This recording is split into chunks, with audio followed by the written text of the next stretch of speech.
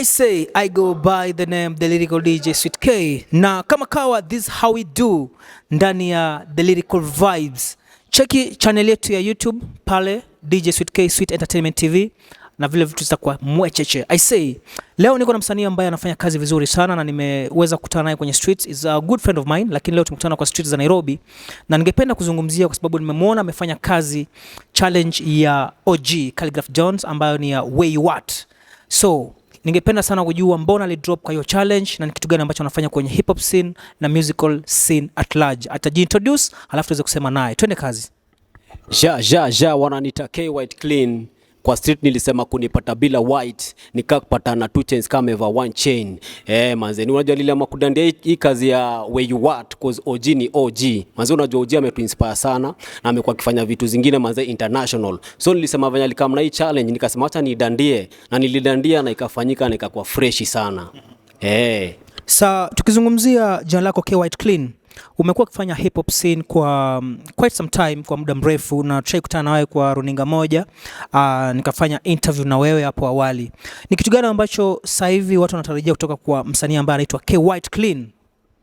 Manze mafans wangu expectini vitu bigi cause kama K White Clean mimi ni msemenya nafikiria international. So wasewa expect makolabo kibao, kolabo za nje, kolabo za ndani. So Kenya wasewa expect more from K White Clean. Kuna vitu zimeshapikwa very soon naziachilia. So mafans wangu mkipon kunifollow kama K White Clean platform zote, juu vitu zinakuja mimi sitawaangusha. Si mnajua vitu zangu mazao waga ni mwecheche. Wasanii wanafanya hip hop lakini pia unapata wana mix na other genre of music. Unapata msanii anafanyaga hip hop, yes, anajulikana kama brand ya hip hop, lakini at the end of the day anaweza kufanya dance, anaweza kufanya genge, anaweza kujiingiza kwenye muziki mwingine tofauti. Labda wewe uko tofauti vile ama you just stick to hip hop? Okay, mimi naweza sema nafanya genre ka zote. Naweza fanya dancehall, naweza fanya ikikam ni gengeton, mimi naweza fanya ikikam ni urban tone, mimi naweza fanya. So long as msanii amekam tufanye, ameni approach tufanye collabo, mimi sitasema ati hiyo genre sitawezana nawe, ni rumba mimi ndadandia na ndaanguka nayo kama K White najiaminia.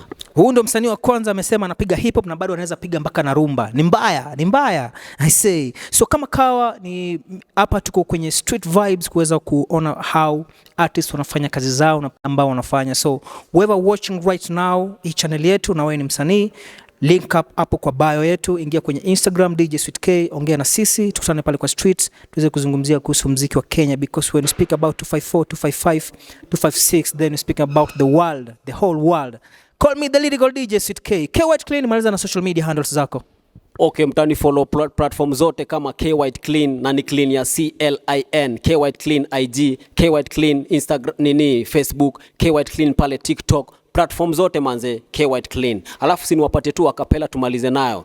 Hii rap ni kama game na mi ndo player. Kwa field ukipenda unaweza nita Van Persie, na pena ikikuja unaweza nita bado Palma. Na wachenga mchezo wa kisasa, bao mbili unaweza nita Mio Lunga, masani mbaya na muda unayoyoma. Si unajua manze K White Clean siku zombo.